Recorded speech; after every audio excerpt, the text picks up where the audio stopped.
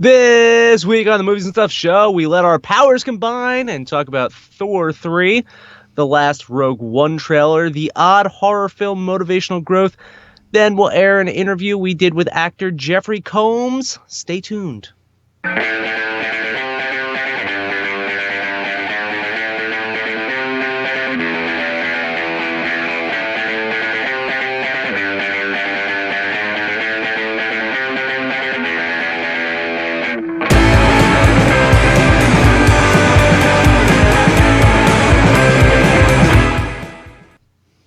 And welcome once again to the Movies and Stuff show. We are coming to you live from the suburbs of New Jersey and Missouri.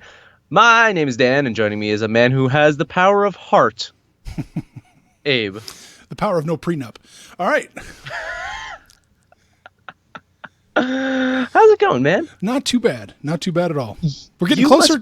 We're getting closer to Halloween. It's getting exciting. I was going to go a different way. Oh. I was going to say you must be happy that Cleveland is up 3-0 in their series against the Toronto Blue Jays. Oh, yeah.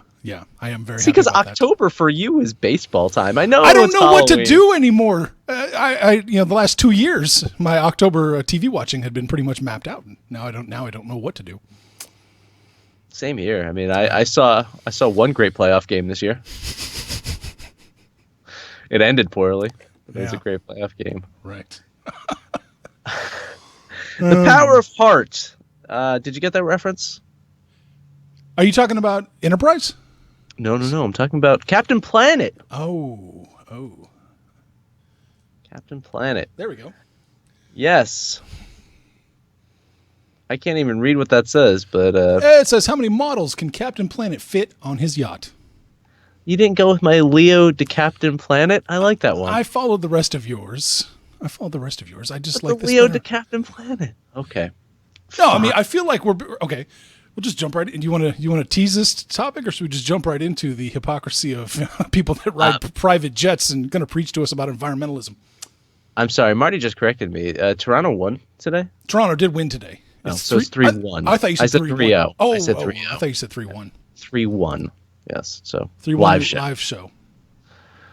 All right. Well, still, you're better than any broadcaster TBS has. Let's just say that right now. Paramount Pictures and Leonardo DiCaprio are bringing Captain Planet to the big screen, and there's also a Power Rangers movie coming out. Is it way too fucking soon to be reliving the 90s? Is it? I mean, I know in my mind the 90s was just 10 years ago, not 16. We're getting old, man. Oh, we are getting old. Yeah. I'm just waiting for a Saved by the Bell reboot. That's all I'm waiting for, right? I mean, haven't they had like 10 of those reboots? Have they? I don't know. I was never really a fan.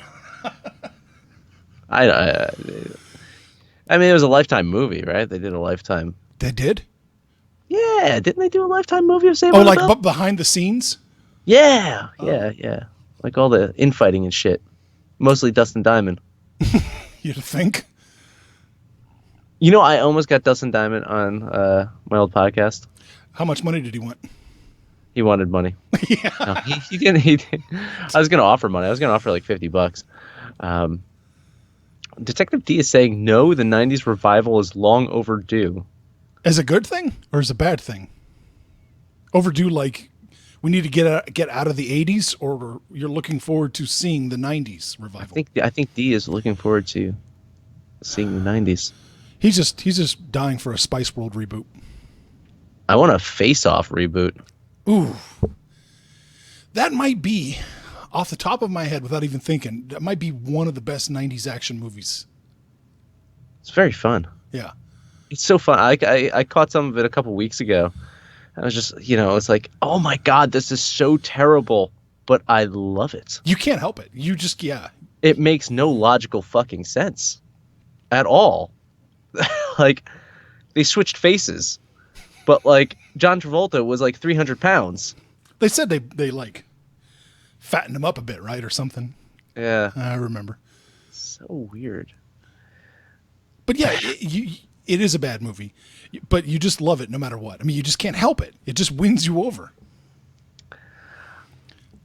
D is saying that everyone was bashing the 80s during the 90s, so maybe that's why he likes the 90s. People will accept the 90s revival. And Robert Melee says, I'll tell you what D wants, what he really, really wants. Captain Planet, the movie. You didn't watch the cartoon at all, right? I am vaguely aware of it. Yeah, I've seen it. It was on for 2 years. Wow.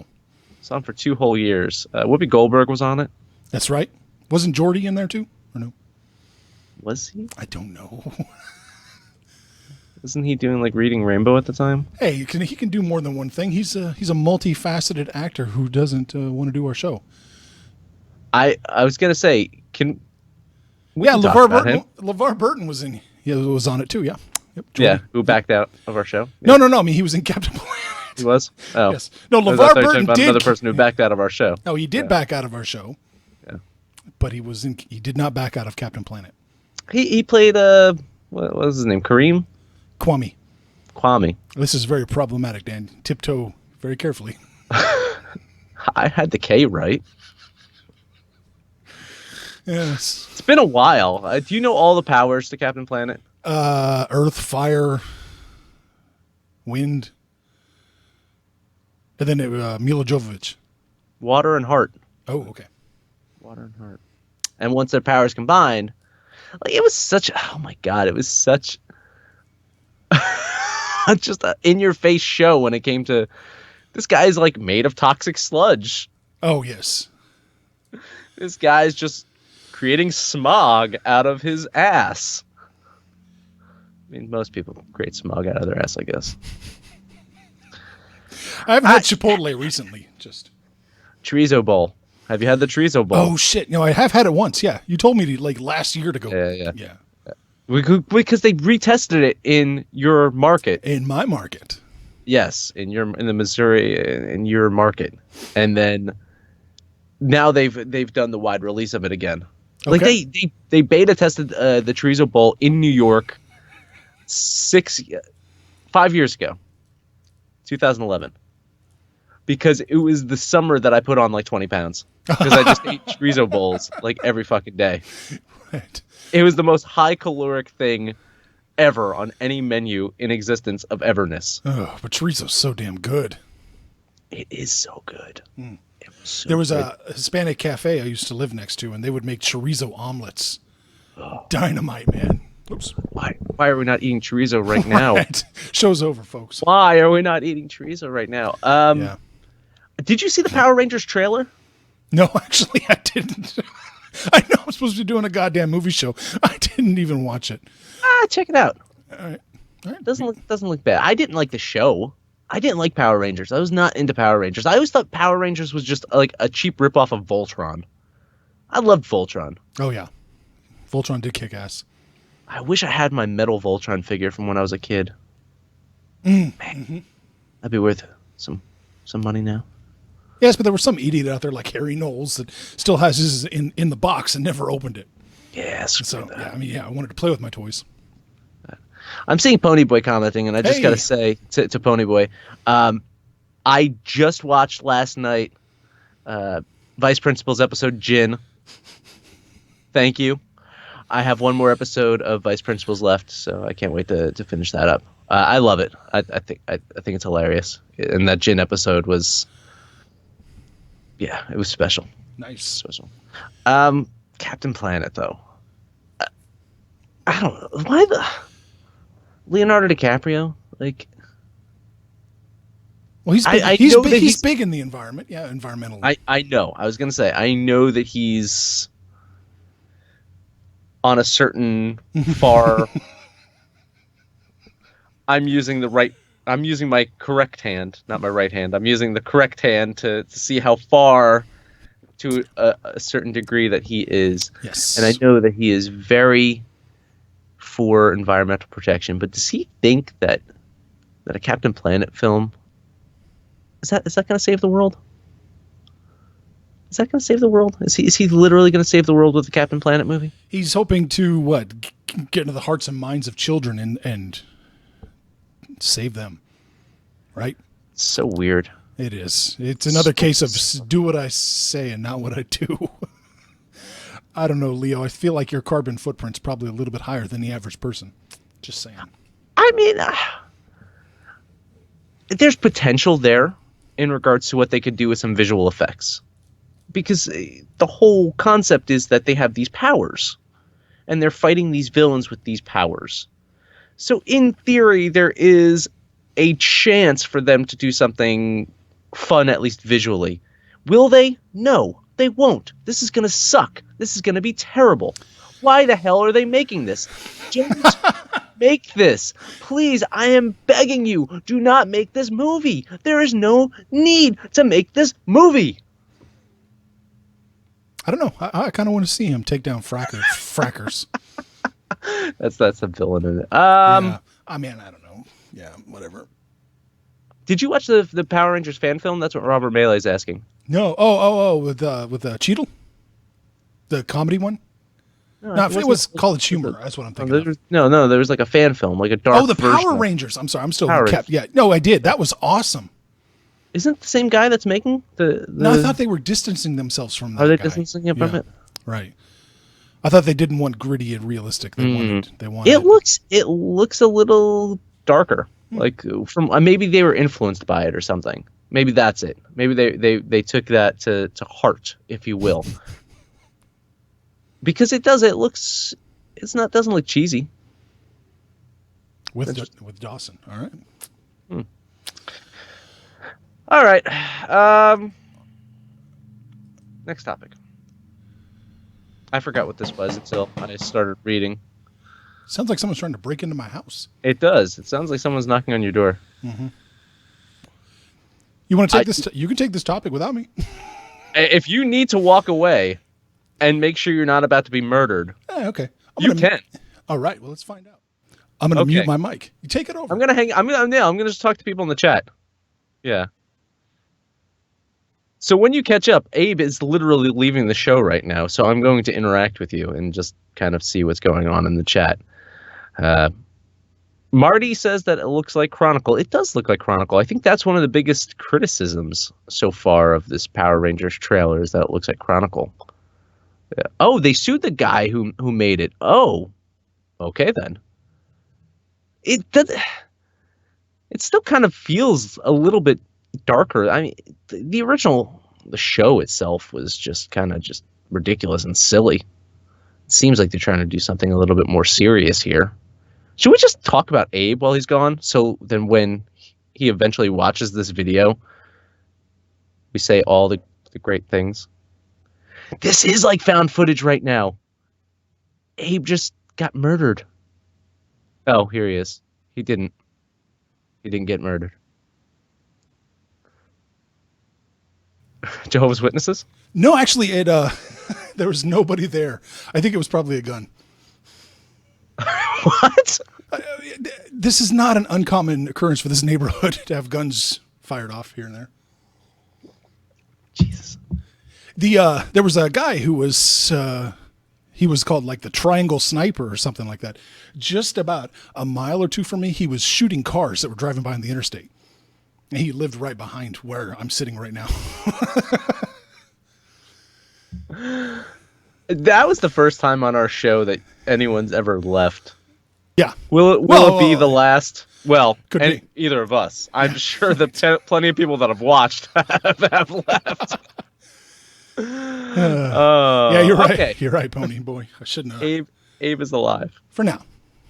Yeah. Let's see. And Marty's asking if you're wearing cargo shorts.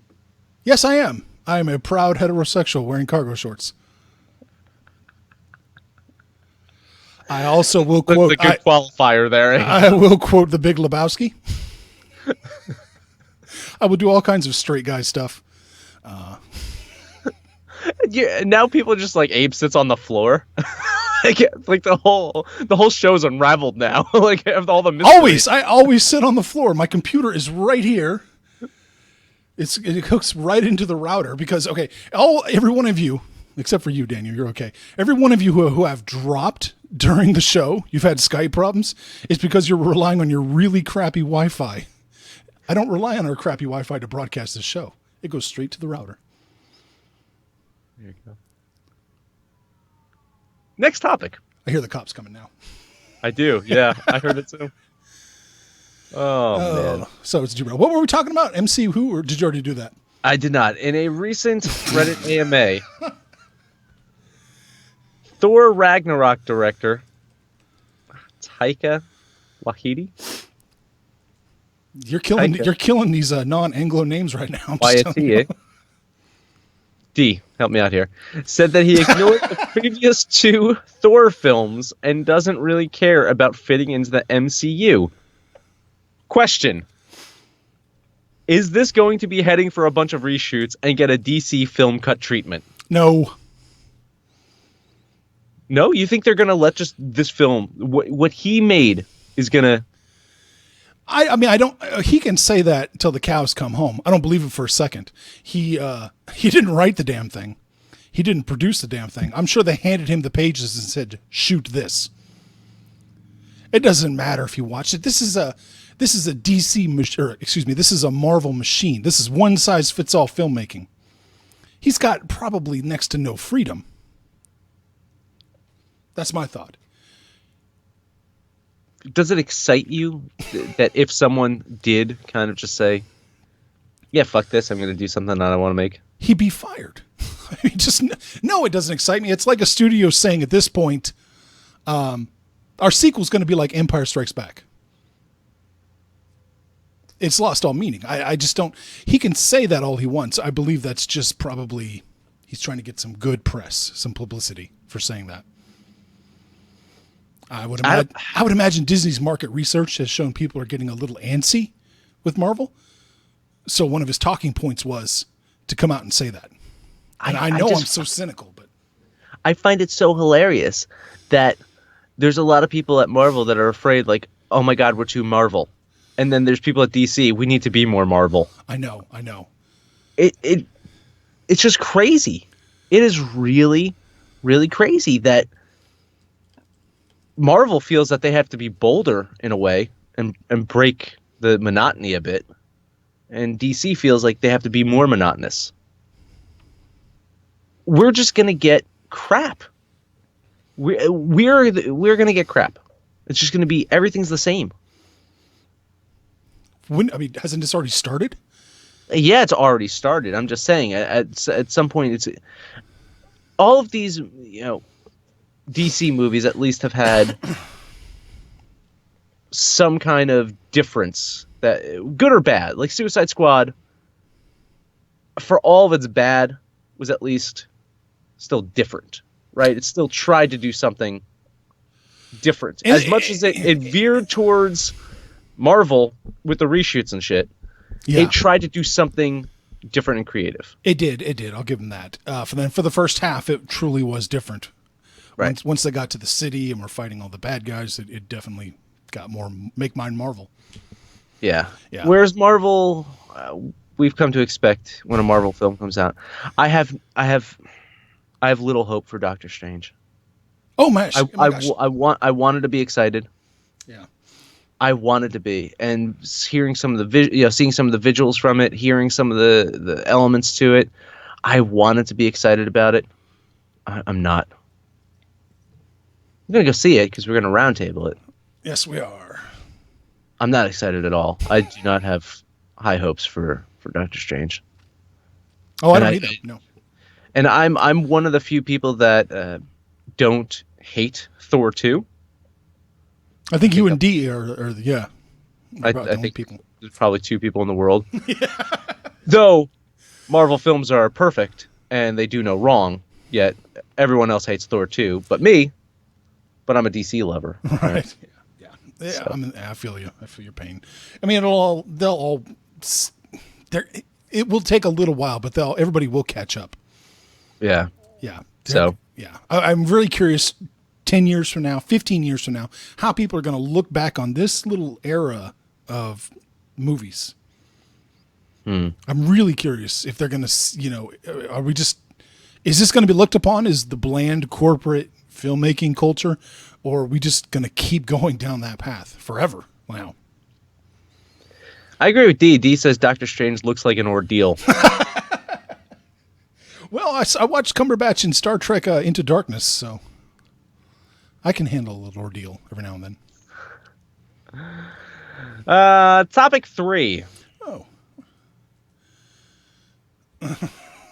Out of the frying pan into the fryer. We have hope, Abe. Rebellions are built on hope. Yes.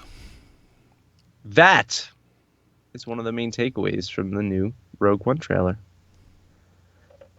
I think it looks good. Okay, I think it looks good. I'm excited. I'm interested. I don't know what the word is. I want to see it. Cautiously optimistic. There's been nothing there so far that has said this is going to be bad. But my qualifying statement, I do have concerns. I feel that the themes are just the same. They're not doing anything different here, thematically. There's daddy issues. Of course there's daddy issues. There's daddy issues in every Star Wars film. Mm-hmm. But, okay. I mean, it looks good. I don't know. I think you're right. I think from a production design standpoint, I think it looks fine. The imagery we've seen looks pretty good. And again, whether it's a combination of special effects being even better than when we got the prequels or not, I think we're seeing much better visuals than Star Wars has ever had. We had it with JJ. We're going to keep going on that path. It looks really good. Other than that, I can't say that I'm really dying to see this one. It's a story that we kind of sort of already know what's going to happen again. Mm-hmm. I mean, I don't understand why the powers that be would do another prequel right now. Right. That one doesn't make any sense to me. And it's and I already called my shot on Facebook when I said that, you know, the main character's her arc is going to be, I hate my dad. Then dad's going to be like, oh, look, I purposely designed a little design flaw into the Death Star. Oh, I love you, Dad. That's how I feel the movie's going to go. Yeah. D says it's just about gap filling now. Yeah, and I don't like that. Mm-mm. And then Robert Melee wants Marty to get us. Marty hasn't said anything yet. He's just yeah. There he is. Oh. There you go. The horror month needs to be over so I can get back on the show and correct you guys. It's not like I didn't try to, ask you about being on the show there, Martin. It's just like you're I don't know, what, is he a snob? He doesn't like horror? He likes Star Wars. And don't bring up the Jets right now with him. Oh, yeah. Do not bring up Fitzpatrick. Yeah, he's got a Harvard degree. You think that he would know, like, I don't know, trajectory of how not to throw an interception or something. I know I can't talk. I'm a Rams fan. Saw my season, what it's going to be. It's like, hey, we're 3-1. You know what that means? In 2 weeks, we're going to be 3-3. Called my shot. Called my shot there. Yeah, it just... I can't say that I wasn't excited from what I saw visually. But dialogue-wise, when they're speaking, it feels like it's the teacher from Peanuts. Like, wah, wah, wah, wah, wah, wah, wah, wah, wah, wah, wah, Star Wars, yes. Wah, wah, wah, wah. Star Wars has always had that problem. The dialogue's a little flat. Yeah, it just... Abe's wrong. That's what Marty says. Amanda asked what she missed. She shows up 24 minutes into the show. What did I miss? Not much. Yeah, not really. I'm under siege here. Other than that, you're fine. Oh my God, Amanda, you have to rewind and watch Abe almost got murdered. The green one is the hot one, and also the pink one. Amanda's we're gonna have Amanda on at some point to rank the sexual appeal of all the Power Rangers. So. Before or after she airs her dishwasher video? That's up to her. I mean, she's a creative type. Are the never mind. I was Okay. gonna ask, is it color coded in the dishwasher by Power Ranger color? Oh Lord. Not going there. Not Yeah. going there.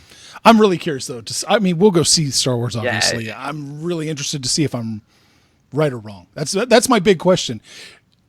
Are they going to undercut what Luke Skywalker did by saying it was a purposeful design flaw and not a 1 in a million force assisted shot? That's my big thing. Right. Right. Yeah. I hope I get to see it. I hope. Yeah, I have another kid on the way, and depending on when the kid is born, I might have to get like a bootleg copy of it. You couldn't keep it in your pants. Unbelievable. There was Star Wars coming, Dan. I mean, I should have known. One Should in a have known million. December. Oh, there's a 1 in a million shot, Abe. Yep. There you go. Pony Boy saying that he watched the great Austrian horror film Good Night Mommy last night for the 30th time, and he loves it. And our resident Austrian hasn't seen it yet and is hiding in shame. Well, here's a little secret for all of you people. D hates Austria. Let's just. Now, if you said Japanese horror film, Well, yeah, he'd have been all over it. yeah. Oh, Marty's just not going to let that one go. I'm not as fashionable as the East Coasters, apparently. Look, I'm sitting on. Yeah, whatever. I do this, and I don't dress up. Did you put in the fourth topic? Yes, we have a fourth topic. With surprise fourth topic. This is me. Hey, you put the link in. Yes. Some of you may know that our opening theme was written by a band called From Below.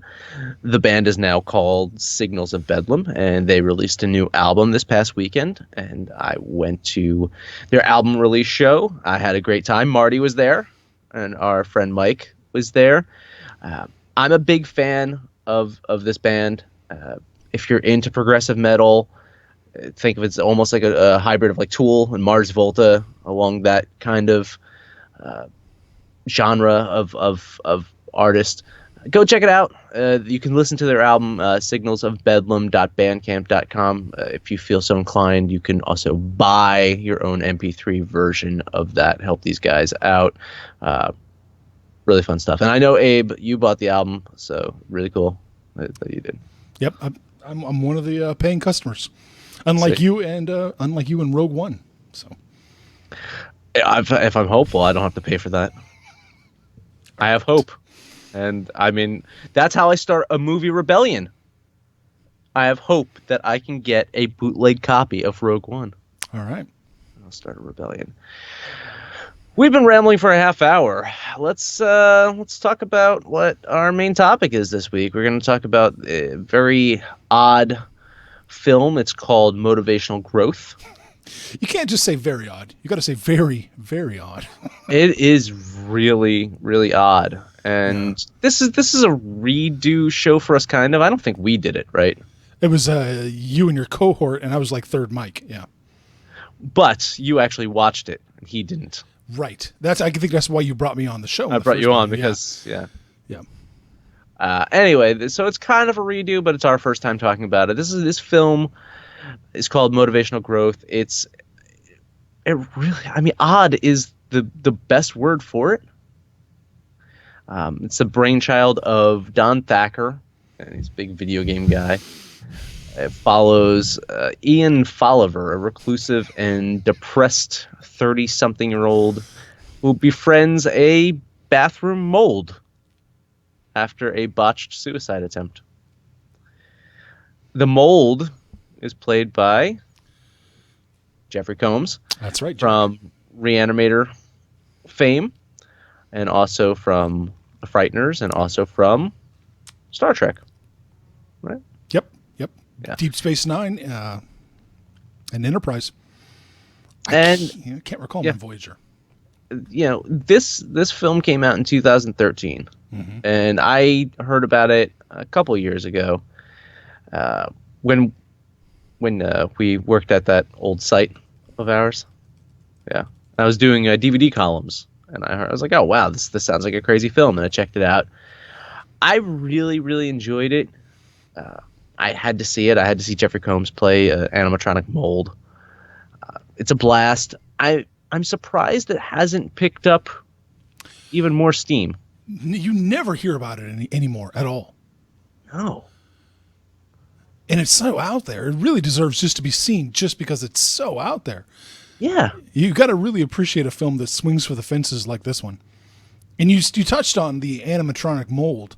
That's one thing I really appreciate was their old school sensibilities and special effects. It was really gross, but not. But it wasn't over the top. It wasn't just shock you with some weirdness for the sake of weirdness. No, there was a planned weirdness to all of it, and the key center point of it was this bathroom and this mold, and how it just started to spread and grow around the apartment, and morph. But I think the personality of Jeffrey Combs and what he brought to the role, just a great performance, a voiceover performance. And he does this whole braggadocious thing. It's like, the mold knows, Jack, the mold knows. And it worked so well for him. He had fun. And when Jeffrey Combs is having fun, you're pretty much going to get a great film, I feel. Oh yeah, absolutely. When he's killing it, and when he's allowed to, this is what we talked about with From Beyond, when he's allowed to exhibit some of his comedic stylings, we all win. He needs to be Herbert West. He needs to be the mold more often. Yeah. Yeah. I think he's one of the actors that I feel probably should be bigger than he is. I mean, he's got a solid cult following. But he's so funny that if he ended up in a couple of different comedies throughout his career, he probably could have been a bigger known actor. What do you think held him back? Was it some bad choices? That's just how the cookie crumbles? Or I think part of it was typecasting. I think part of it was, it's the guy from Reanimator. Yeah. I think that was something that even Crampton had suffered until recently, until she kind of broke out of that. She's had almost like a career rebirth. Barbara Crampton, in some of the film choices that she's done. And even though she's older now and she can't play the same college co-ed person that she was 30 years ago, she has to change for the times. I think she has allowed herself to grow also as an actress. And I think Jeffrey Combs probably got stuck in that, it's the guy from Reanimator. We can't take him too seriously. I wonder. Because it was Reanimator and then From Beyond for him back to back, wasn't it? Mm-hmm. Sometimes it's tough to break out of that. But you're right, Crampton did. Yeah. Cops or doctors, that's what he says. How many doctors or cops did Combs play? And same goes for Bruce Campbell. I mean, and I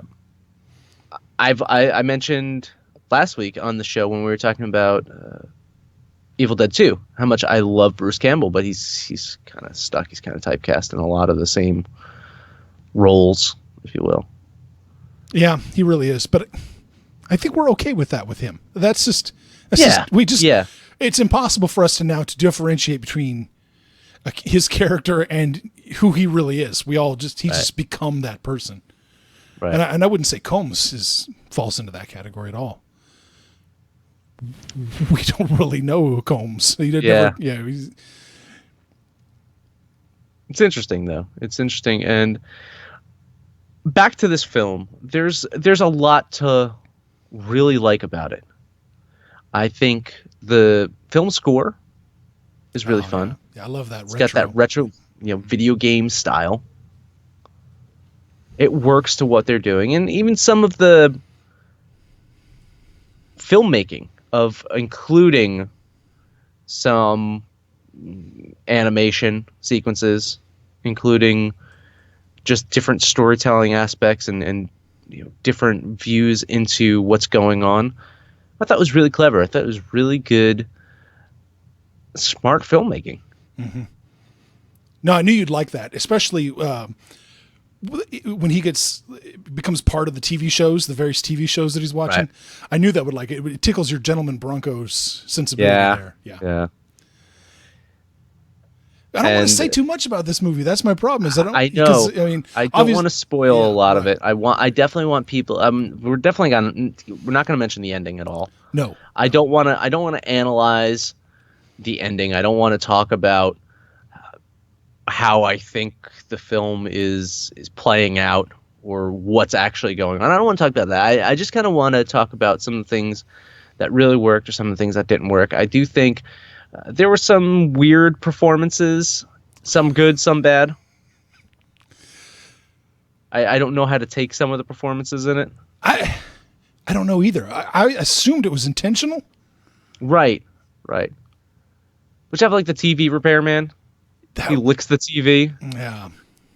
Just definitely some Cronenberg inspiration going on in this. Right. Yeah. Right. I like the I'll be as vague as possible. I like that the main characters, there's a battle for his soul in this movie between the TV and the mold. And that's really, I think what the movie is. Now, do you think that this film has an intentional commentary on technology? How it's secluded humans, how it, you can basically order anything to be sent to your house. You can get your groceries in your house. If you have high def TV and streaming video, you never really have to leave to go to the movies anymore. These were themes that were discussed in Cronenberg films and a lot of the horror and sci-fi films. And then here it is, boom, it's a reality now. You do not have to leave your house. A lot of people telecommute. A lot of people don't have to physically leave their house anymore. It's crazy. Yeah, it is. It is. I don't know that that's what they were shooting for in this one necessarily. I think it was more of a commentary on the type of person that gets stuck into that trap of never wanting to go outside or interact with anybody or anything more than technology. Right. I feel like we're tiptoeing. We are. Yeah, I guess so. Oh man, but it was a lot of fun. Combs killed it. Best part of it. Yeah. He's got has he done voice actor work before? Do we know? No. I maybe in the interview I think we talk about that in the interview. Okay. I'm pretty sure. Oh, he did do Rat. I see him he did Rat King. Okay. In the Ninja Turtles cartoon. That was after. Oh no, that was before. That would have been right before, yeah. Right before, yeah. Okay, so he did a little bit of voice work before. I think. Yeah. I think he does have the voice for it. D is saying that he needs to have a good TV role. I think he was on something recently. Was he on Gotham? Maybe he had a small arc on Gotham or something. I think so. I think he did a bunch of guest appearances, Gotham. I swear, when I was looking at him, I thought I saw him in Criminal Minds. Obviously, he was in Star Trek heavily. I think he has the record for most characters in Star Trek. I hope they bring him back for the new series, right? Yeah, they got to figure out a way to squeeze him in somehow. It'd be awesome if he has in one season he's a main focus of that season. Yeah, it would be really cool if they could figure that out. That'd be a nice hat tip. Bring in some of those old actors that were in the previous iterations. I mean, Star Trek loves to recycle actors. Yeah. Yeah, so it definitely... Oh, he was in Voyager. Just scrolling right now. Okay. Good. He did an episode of Voyager. So he has had the TV work. Maybe not something to just showcase him exactly front and center. So he's that guy. Oh, yeah, it's that guy. It's that guy. Yeah. Amanda's saying that Combs is going to play every character in Discovery. I have no problem with that. I think that'd be pretty interesting. There you go. There's a great conversation in the chat, and it has nothing to do with our show, but I love that. I love that there's just a random conversation about De Palma and Carlito's Way happening in the chat right now. Yeah. It's good stuff. Marty says the Dodgers are up 3-0 in the fourth. The Mattingly reverse curse is real. Could you imagine if the Cubs... Can you imagine if the Cubs lose? Could you imagine that? Yes, I could. I could imagine. You dream it, right? Yes, I'm not really a Cubs fan, no. You lived in Chicago. Yes, I did. I don't know if a lot of our listeners know that you lived in Chicago. I did live in Chicago for a time, and I'm not a White Sox, Cubs, Bulls, Blackhawks fan. What else is there in there? That's it, right? Mm-hmm. Oh, Bears. Christ. The Bears. Yes. Their stadium looks like a UFO with columns. Oh man, how long's our interview with Combs? Do we have more time to chat? Or I don't know. I didn't look at the interview time. Let's see. I think I have it over here somewhere. So yeah. Okay. Wei Yun kicked ass, by the way, since we're just talking. When Combs says when Cisco's coming back to take the station, time to pack. It's one of my favorite lines in Star Trek of all time. The Combs interview is 23 minutes, 14 seconds. So we should probably start wrapping up. Time to wrap it up. I do suggest you guys check out Motivational Growth. It really is a wild time. It's Halloween. You should definitely check out some oddball horrors and horror comedy. And yes, Pony Boy, I'm embracing it. I love the fact that the chat is its own thing. More of it. Yeah, more of it. This is what it is. And when you guys talk and talk about different stuff, it adds a different dimension to our show because we can pick up on that and comment as well. So it's great. You got anything else about Motivational Growth?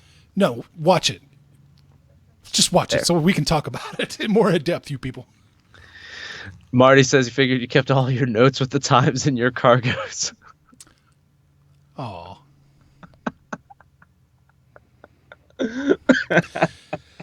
There's a limited amount of shit I'm going to take from a grown man that wears a Kylo Ren helmet. I'm just saying. Stay tuned for our exclusive interview with Jeffrey Combs. Make sure to like this video, comment below, and subscribe to us. You can also follow us on Facebook and on Twitter at Movie Stuff Show. Please tune in this Thursday at 9 p.m. Eastern for a brand new Master Debater show. Abe, who is on this week, and what the hell are you talking about? We are pushing it back an hour. Since we have primarily a Eurocentric cast with Kim, Stefan, and Kyle and myself. Pushing it back, so it's going to be 10 p.m. Eastern? No, pushing it back an earlier 1 hour. Oh, so you're pushing it back. It's going to be 8 p.m. or pushing it earlier? How do you say that? Pushing it forward. Pushing it forward? I don't know. Okay, it's going to be on at 8 p.m. Eastern. Yes. So Okay. Stefan and Kim don't have to stay up till 6 o'clock in the morning to do it. We're going to push it up just 1 hour. That's all. Push it back. Push it up. Push it back. It's going to be at 8 p.m. fucking Eastern. Yes, you'll get the push alert if you subscribe to the channel. If you subscribe to us, you'll never miss it. Right. You'll never miss it. Yeah. We're going to be back next Tuesday, 9 p.m. with a brand new... We're going to do a roundtable next week, right? Yes. So we're going to try to do a horror-themed or Halloween-themed, just this time of season-themed roundtable. I think so. We'll have a couple other people on. We're just going to talk about... I think this is probably... Next week's probably going to be the closest to like a full-on stuff show. Like, we don't have a topic, really. It's just going to be a whole bunch of random stuff. So bring your A games, people. If like... Anything that you're prepared to talk about, we'll include in the show. So think of things to talk about next week. We'll talk about it. Again, thank you for everyone who hung out, watched in the live chat, and participated. We always have a blast with you all. Thank you again so much. Abe, final words. Yeah, I'm looking forward to it. I got no final words. I'm going to go look for bullet holes outside of my house. Always smart idea. Don't get murdered tonight. I'll try not to. Bye. Bye. And joining us now on the show, the very, very awesome Jeffrey Combs. Jeffrey, I really appreciate you joining us today. The very awesome. Well, I think I said very, very. I think you left out a very there. Okay, you double adjective there. Very, very awesome. I don't know. Tell my wife that. tell anybody's wife that. Honey, I am very, very awesome. Someone said that to me today. Right. Raise an eyebrow and go, yeah, maybe not so much. First off, Reanimator just turned 30 years old this year, and I know you just did a really cool reunion for that in celebration of it. I mean, it's such an iconic horror movie.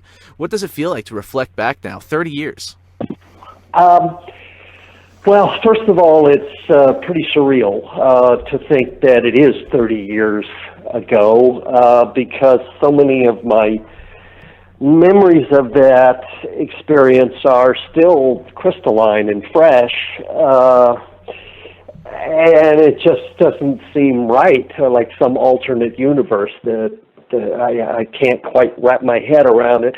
However, we went to Horror Hound this weekend, and I was thrilled that Bruce Abbott was attending. He doesn't do a lot of conventions, and we just fell right back into our ridiculous rhythms, and I had a gas just hanging with Dan Kane again, and he just has remained a great good friend of mine, even though we don't see each other very much. So it was like a homecoming for me. It was really great. We were kind of like our characters, so we were kind of stuck at this convention, but it wasn't really, if we wanted to go get something to eat, it wasn't so easy, and so here we were in a predicament together, but solving the problems and doing the work. Reanimator, I mean, it's so great. We had Stuart Gordon on our show last fall, and we talked about it. So we were a little early for we did the 29-year celebration of Reanimator. We wanted to be the early birds on it, but somebody has to, right? it's so great. The movie we're talking about today, though, is Motivational Growth, and I just heard about this. It just got released on DVD a couple weeks back. And that's how I heard about it, and I saw that you were in it, and I just had to check it out, and I'm really glad that I did. So in this film, you play, I guess we'll call you a life coach, but you're a fungus? Yes, the strangest life coach that you could probably have. Kind of a cross, I mean, I am mold. I am the mold. The mold. I mean, the premise of the movie is we have a depressed young man who hasn't left his apartment in a year and a half. It's filthy. He hasn't bothered to clean it. He decides to off himself when his TV breaks. What else is there to live for? He fails at his attempt at suicide, hits his head when he wakes up. The mold that's been growing in the corner of his bathroom begins giving him life advice, and he kind of follows it. It's the strangest, psychedelic, most bizarre, non-linear kind of film that I've ever been in. But great words, man. I mean, I'm riffing off with a lot of beautiful, sort of colorful dialogue, and so I'm basically a voiceover, and but there's a hell of a lot of it, and I just had a gas. It sort of harkens back to sort of that, I don't know, the beatnik sort of vibe that the mold has, and I was just really pleased when he just heard my voice in his head, the director, and asked me to do it. It was a really rich dialogue. I just had a great time doing it. I'm not sure I understand what the movie is about. That's for others to decide. I get you. And you've done some voiceover work too. You've done some cartoons and some video game work too. But how did this work? Were you on set feeding the lines and then do a voiceover later, or was it just strictly? No, not at all. Really? Before he shot a frame of film, he acquired my services, and this movie was made in Chicago, and he flew out to L.A. I helped him find a good recording studio, and we just went into a recording studio, and I'm in the booth, and he's outside the glass, and we recorded it over 2 days. And the great thing is that he was wise enough to bring the actor who plays the young man with him. And so my timing and it was so much aided by the fact that this that this kid was, feeding me lines. And so it helped me to, instead of saying lines in reaction in a vacuum, I actually had someone to play off of. And it helped him because once they went back to Chicago and started shooting it, and they used my, whatever takes they chose, they put them together. He actually had a running dialogue that he could time, in real time. So it really helped the overall performance for him and for me. So that was a really, really smart thing for the director to do, to know that actors need that, Oh, absolutely, yeah. We acting is reacting, and so that was really helpful. Yeah, it's really great. We've had voice actors on our show before, and we've talked to them about the differences of doing like the actual acting with someone that's there versus like a lot of the video game acting where it's just like reading off a script and then making random noises like karate chop. Yeah, well, that's also part of just regular voiceover too. Okay, give us a thud. Struggle. A little louder. Good. Moving on. There's a lot of that, but it always helps to have somebody there. Yeah. Now, did you base the character of the mold off of anyone in particular, or did you have a specific inspiration for how you wanted to play it? The dialogue and the rhythms and the images really sort of made me feel like it was sort of something out of the late 50s, early 60s, before hippiedom kind of had everybody sort of slow down. There was this sort of jacked up kind of braggadocio, hot car, and cigarette hanging out of your mouth, and just braggadocio confidence, mixed in with a little bit of, beatnik sort of rhythm. So I just sort of kind of went with that sort of feel, and that's exactly how Dawn sort of heard it too. Right. Yeah, it was really cool. It surprised me. I loved just the over the top nature of it too. And every time you corrected him with the mold, The mold. Yeah, just kind of brash. Yeah. Right. Brash and just riffing. And this it's a really unique movie, and I can tell that it takes a lot of inspiration from those cool horror movies from the 80s. Is there anything that you would best compare this to? Oh, I don't know if it's comparable to anything, quite frankly. This movie was so unique, it's almost like the Dark Yoda or something.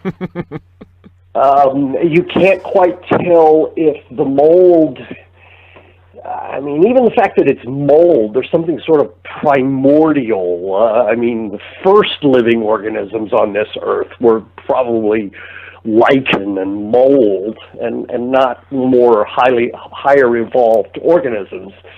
So there's something sort of really, really earthy, about this idea of making mold be the one of giving out sage wisdom, and I just never really, you can't tell if the mold is a good guy or a bad guy, if his advice is correct or if his advice is meant to destroy him or uplift him.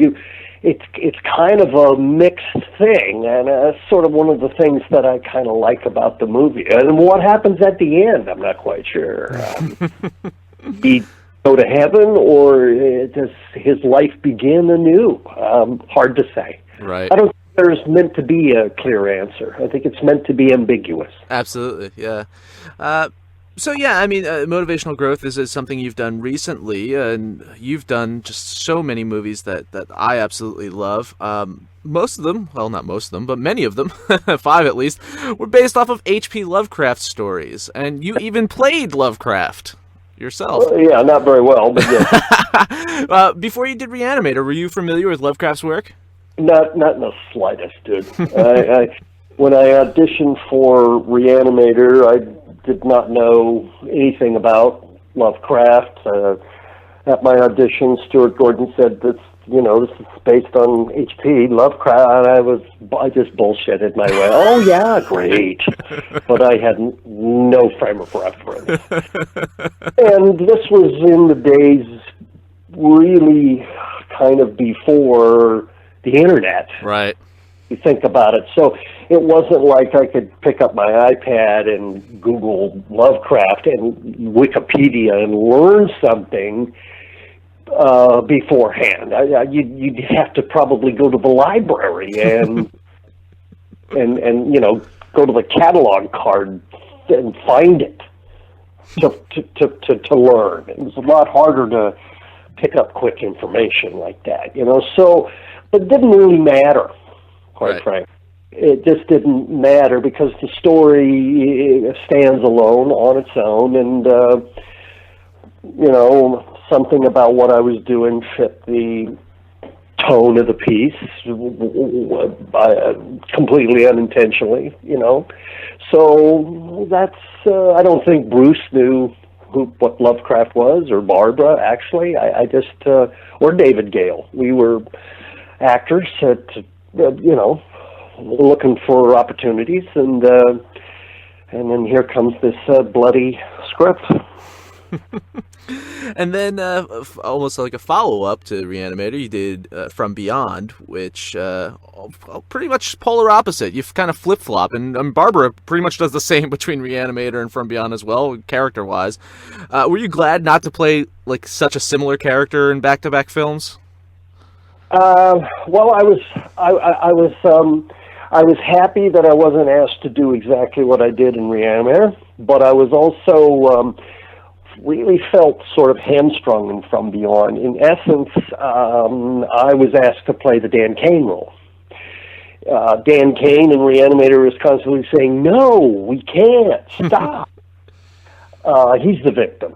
He's the one who's put upon by the actions of other characters. And From Beyond, that's me. I'm the one who's going, I don't want to go back. I'm the one who's the subordinate to a madman. I'm the victim. And that's a harder... and also there's a lot less humor in From Beyond. So, some of the tools in my chest were sort of taken away from me. I just had to kind of play it straight down the middle and be afraid and tortured and victimized, and it's not as fun. It's not as rich an experience, frankly. I did it. That makeup was hell, but it wasn't as strong of a iconic character for me like Herbert West was. Well, speaking of that, you've done a lot of memorable characters in your career. Is there one? Is it West that is the most memorable for you, your favorite, or do you have someone else that maybe is your most memorable or favorite that you played? Probably a top 5 or 6. I cherish all my Star Trek characters. I played 3 different recurring roles on different Star Trek, Deep Space Nine and Enterprise, and they were all really, thanks to the makeup and costume, wardrobe, and all that, really different from each other. Which it's the versatility and the variance that I like. That the next thing I do isn't like the last thing that I did. And I, of course, working with the great Peter Jackson in The Frighteners was a real highlight for me. I did a movie many years ago called Love in a 45. It was Renee Zellweger's second movie, and I got to play, ass-kicking Southern white trash. And again, another color that I get to, immerse myself in.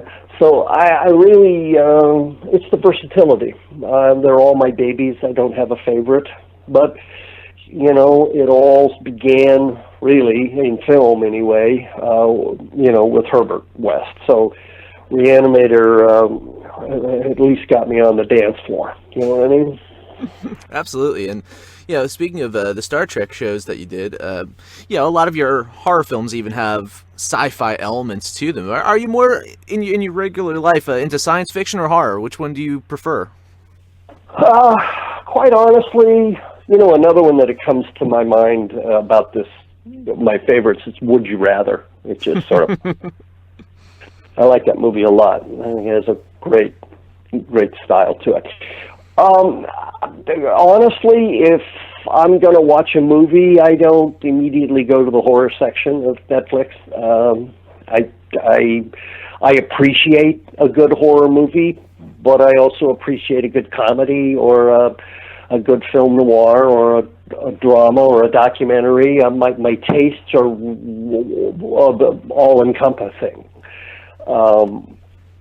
I am somewhat frustrated in my career in that, when you do something well, people go, "Ooh, do that again," right. Or "That's what you do." Really sort of throws me for a loop when fans seem to think that, I decided to become an actor so I could do Lovecraft movies. It's just an odd, very odd sort of assumption on my part. I didn't eat peanut butter sandwiches for years so that I could do just Lovecraft movies or just horror movies. It's the farthest thing from my mind.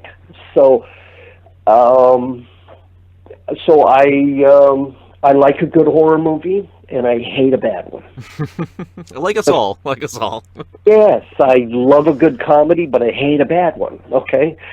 And I think sometimes, at least more recently, maybe we've gotten out of this phase, the really, really unjustified, unmotivated splatter gore without any motivation, sort of the spectacle, the shock, I'm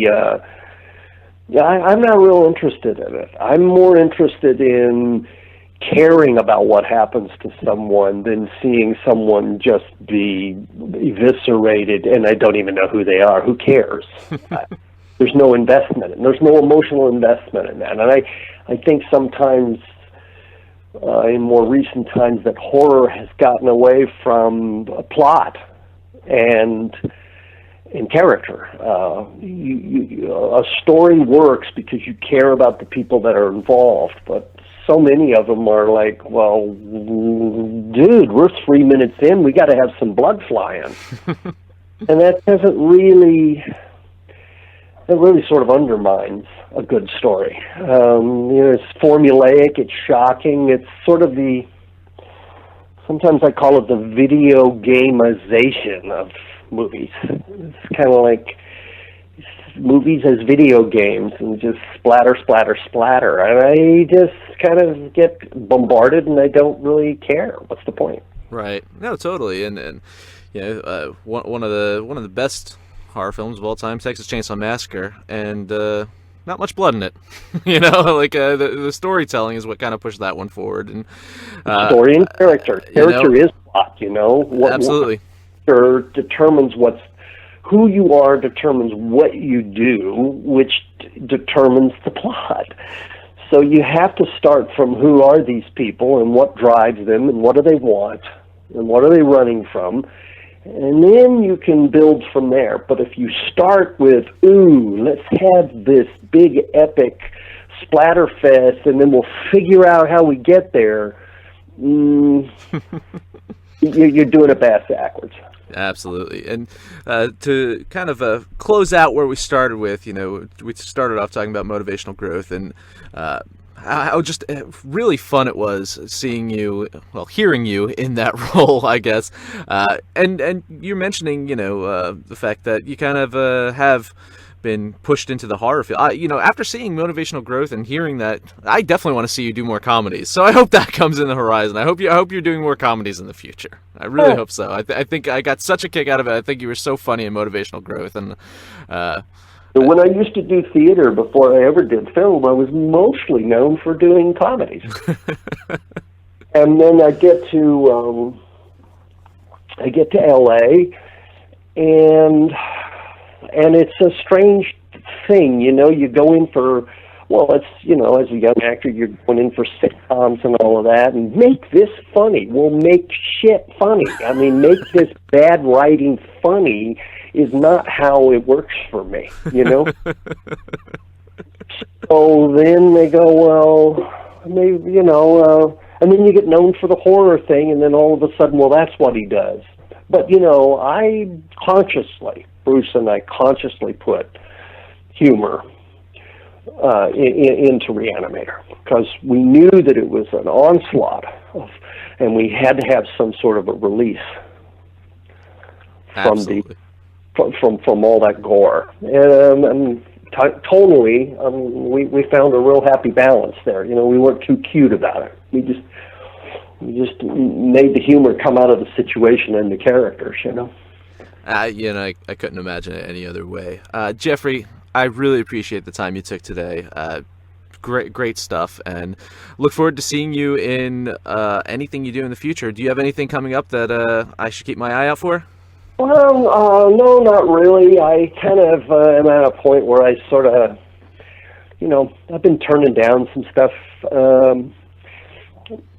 I'm not, only if it's a challenge to me or something different. So, I'm a little more picky than I used to be. But I just got through doing a couple episodes of Gotham. They've already aired, but I did that. And so, it's nice. People just call me up and ask me to do things like that. It's nice. That's awesome. Jeffrey, thanks again. Really appreciate it. And thanks a lot, and all the fans. I really appreciate it. And onward. Absolutely. Happy 30th again, Reanimator. Oh, 30 years old. I'm an old man. Take care, Jeffrey. Okay, man. Bye. Bye.